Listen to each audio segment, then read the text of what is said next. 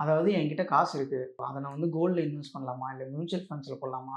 இல்ல நான் வந்து பிசினஸ் பண்ணணுமா? அப்படின்னு வந்து பல சந்தேகங்கள் நம்ம மைண்ட்ல ஓடிட்டு இருக்கும். டைரக்ட்டா மார்க்கெட்ல இன்வெஸ்ட் பண்ணி பணம் சம்பாரிக்கணும் அப்படின்னு எல்லாரும் நினைக்கிறாங்க. நான் ஈக்விட்டி ஷேர்ல ஸ்ட்ரெய்ட்டாவே ஷேர் மார்க்கெட்ல இன்வெஸ்ட் பண்ணலாமா அப்படின்ட்டு. இப்போ ஒரு பெரிய கம்பெனிலாம் ஒரு 5, 10 கம்பெனி பேர் சொல்றேன். டிசிஎஸ், இன்ஃபோசிஸ், டாடா, பிர்லா, விப்ரோ இப்படி சொல்லிட்டே போலாம். சரி எனக்கு கண்ல தெரிஞ்சது இதெல்லாம் இந்த கம்பெனி ஷேர். இதுல நான் இன்வெஸ்ட் பண்ண முடியுமான்னா, டைரக்ட்டா இன்வெஸ்ட் பண்ண முடியாது. ஏன்னா அவங்களுடைய சைஸ் அவங்கலாம் வந்து ஸ்மால் கேப், மிட் கேப் இல்ல. அவங்கலாம் லார்ஜ் கேப். ஒரு ரூ. 10 ஷேரு, டிசிஎஸ்லாம் ரூ. 1 ஷேரு ரூ. 3000 இருக்கும். ரூ. 4500 ரூ. 5000 இப்போ ரூ. 1 ஷேர்.